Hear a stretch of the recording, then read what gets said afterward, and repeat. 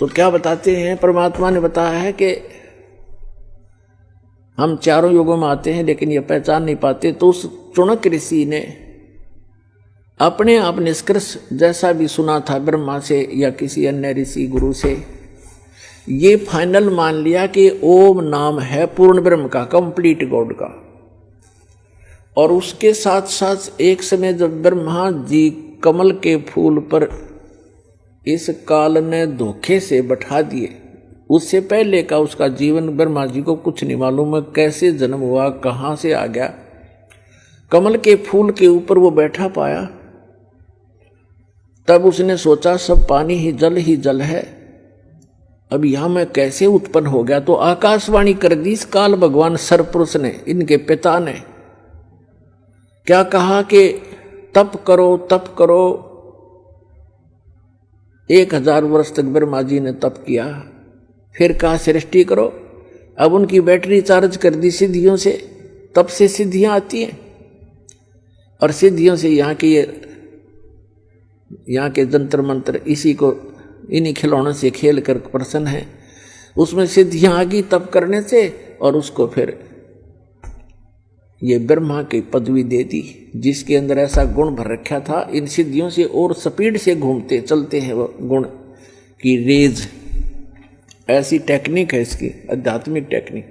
तो कहने का भाव ये है कि ब्रह्मा जी ने गलती से उस आकाशवाणी को भी पूर्ण परमात्मा का आदेश मान लिया, और वही सभी ढंढोरा पीट दिया अपने वंशजों को, इन ब्राह्मणों को या ऋषियों को। तो फिर क्या हुआ कि पूरे के पूरे ऋषियों में एक ये लोक वेद बन गया कि भगवान की आकाशवाणी है तप करो। और वेदों में कहीं तप नहीं लिखा, ना गीता में। जो तप करते हैं उनको तो दुष्ट लिखा है 17वें अध्याय के 5 और 6, 7 मंत्र में गीता जी में, कि जो शास्त्र विधि को त्याग कर जो मनमाना घोर तप को तपते हैं, वो दुष्ट लोग मुझे भी दुखी करते हैं, और जितने भी कमलों के अंदर बैठे हुए जो देव हैं उनको भी दुख देने वाले होते हैं, उनको राक्षस समझना। लेकिन यह बुद्धि इनका काम करी नहीं, इन्होंने तप वहां से ले लिया। ओम नाम का जाप यजुर्वेद अध्याय नंबर 40 के मंत्र नंबर 15 से सेलेक्ट कर लिया, कहीं की ईंट और कहीं का रोड़ा। अब चुनक ऋषि ने साधना शुरू की, जैसे ये करते ही रहे हैं। और गीता अध्याय नंबर 11 के श्लोक नंबर 32 में ये कहता, अर्जुन मैं काल हूं और सबको नष्ट करने के लिए प्रवृत्त हुआ हूं।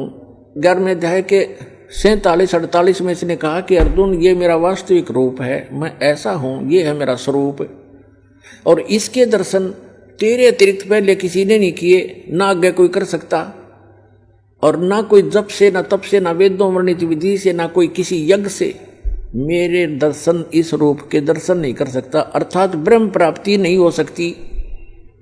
और इन्होंने ओम नाम का जाप जपया, वो इस ब्रह्म का सरपुरुष का ही है। 8वें अध्याय के 13वें श्लोक में गीता जी में स्वयं कहता है, ओम इति एकाक्षरम ब्रह्म विहरण माम अनुस्मरण ये प्रयाति तदंदेहं स याति परमाम गतिम। तो इन्होंने इस ओम नाम का जाप किया, और ये 11वें अध्याय के 47-48 में इनका अकल काम करी नहीं। गीता जी में यो कहता है मेरी प्राप्ति, मेरे इस रूप का दर्शन, अर्थात मेरी प्राप्ति, ब्रह्म प्राप्ति, न वेदों वर्णित विधि से, न जप से, न तप से, न किसी यज्ञ से किसी प्रकार भी नहीं हो सकती। तो जिस कारण से इन्होंने हठ योग भी किए, ओम नाम के जाप भी किए, समाधिस्थ भी हुए।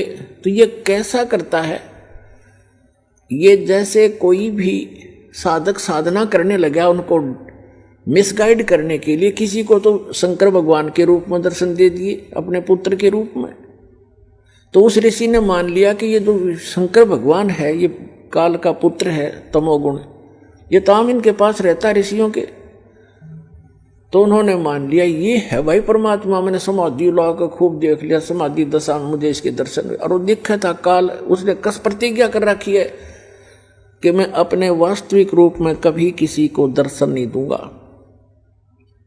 गीता अध्याय नंबर 7 के श्लोक नंबर 24-25 में स्पष्ट कर रहा है कि ये मूर्ख जन समुदाय मुझे अव्यक्ति को, अव्यक्तम को व्यक्तिम आपनम मनन्ते अबुझा, मैं अव्यक्त रहता हूँ, अपनी योग माया से छुपा रहता हूँ, कभी किसी के समक्ष नहीं आता। ये मेरा अटल घटिया नियम है, अविनाशी नियम है।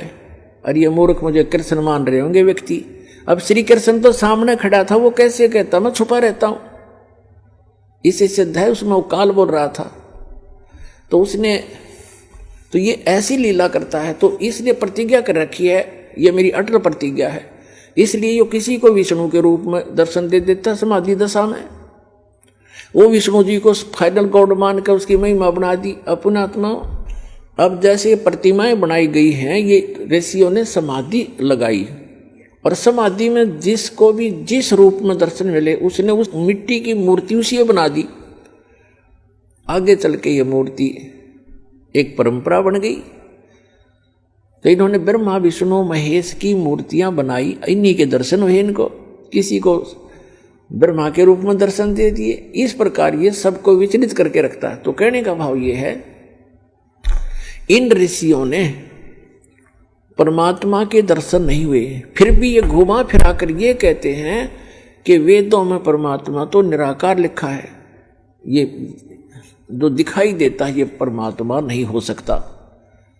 एक तरफ श्री विष्णु जी को कंप्लीट गॉड भी मानते हैं, फिर बुद्धि विचलित होने से कोई इनको कहता है कि नहीं भगवान तो दिखाई थोड़ा ही देता, वो तो निराकार है, प्रकाश ही प्रकाश है।